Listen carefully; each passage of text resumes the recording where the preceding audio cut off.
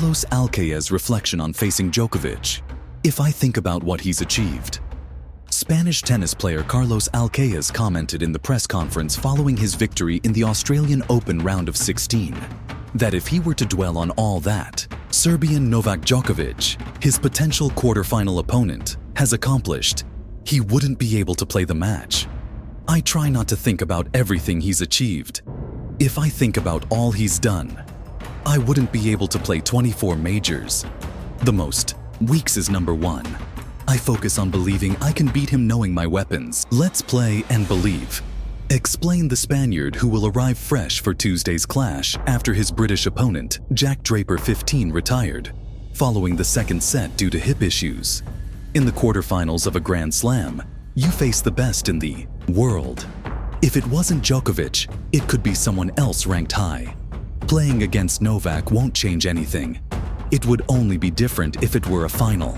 I'll prepare for the match the same way I have for others, commented Alcaraz, who will face the winner of the Juve 7 versus Yaka 24 match, with the latter being the recent champion of the Brisbane tournament. Obviously, I'm one step closer. What I've learned in other Grand Slams is to take it day by day. Otherwise, it can feel very long. Stay present. Respect every round and opponent that helps to bring out your best level, he revealed after advancing to the quarterfinals for the second consecutive year. The merchant was also asked about his younger brother Jamie's participation in the renowned French junior tennis tournament, La Pétache. He admitted to checking the positive result after Jamie overcame the penultimate round of the qualifiers. I'm happy to see my younger brother playing the same tournaments I did. I only saw the result and haven't spoken to him yet. I did talk to my mother since she's with him. I try to support him. No matter that I'm on the other side of the world, I aim to take off all the pressure others might put on him, he said. Alcaraz's gesture, applauded by the Australian Open and the tennis world classy between the first and second sets. There was a 10-minute break. British player Jack Draper had to receive medical attention off court after reporting the origin of his discomfort. It was the first warning sign that the 23-year-old world number 18 was struggling significantly too much wear and tear to face the demands of Carlos Alcaraz, age 21, and world number 3. Draper had endured 3 marathon 5-set matches totaling 12 hours and 34 minutes on court, twice as long as it took the Spaniard to reach the round of 16. Draper lasted an hour, one set between his physical struggles and electric Alcaraz. The combination led to an abrupt end with a score of 7-5, 6-1. Draper announced his withdrawal to Alcaraz, with whom he maintains a cordial relationship. They shared a hug, sealing the camaraderie. In his post-match interview, Alcaraz expressed regret that Draper had to retire. "This is not how I wanted to advance. I'm happy to reach the quarterfinals, but sad for Jack.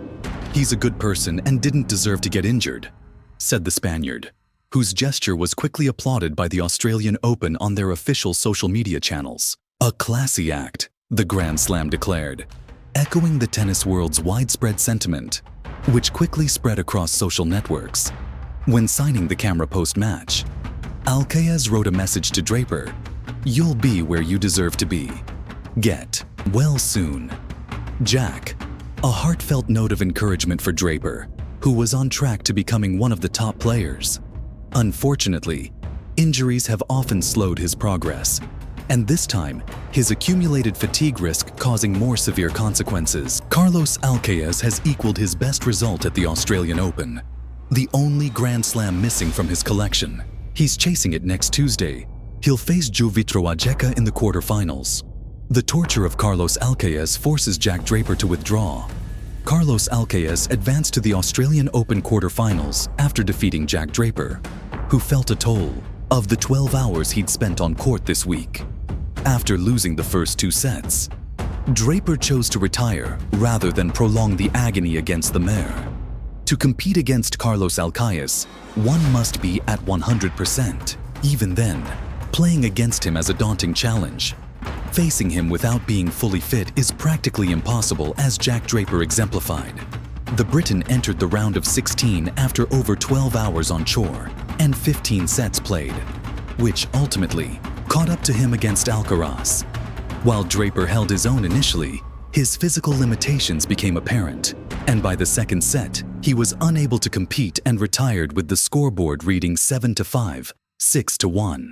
Carlos Alcaraz's form in this tournament has been promising, although the changes in his game are still settling in. The lack of high-level opponents so far makes it difficult to assess the merchant's true state. However, Draper was expected to be a test of the new serve and the 5 extra grams of weight added to Alcaraz's racket, allowing him to hit the ball with even more power. For instance, Alcaraz opted to start serving a rare move for him, which proved effective. 2 key areas for improvement. The first set was a good test showing that there is still work to be done, particularly with his forehand, which still lacks consistency. There were many unforced errors. 21, the same number as his winners. Perhaps the most significant issue was the 5 double faults compared to only 2 aces. Despite this, he managed to maintain his serve, going up 5-2. However, he failed to capitalize on the break and lost his serve while trying to close the set. A 5-all score complicated matters, forcing him to shift gears and close the set 7-5. The strain seemed to take its toll on Draper, who increasingly struggled to reach the ball. He requested a medical timeout after the set and left the court upon his return. The second set was entirely different. Draper managed to win just 1 game before retiring. It was an abrupt end to a great tournament, one he entered already struggling and without a preseason.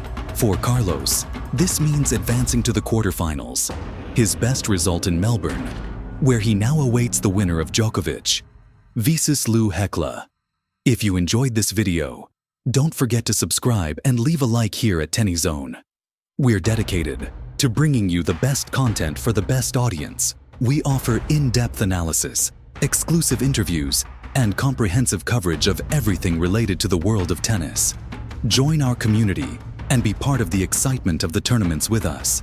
At Tennis Zone, we strive to provide you with updated, high-quality content about players, tournaments, strategies, and the most relevant events in the tennis.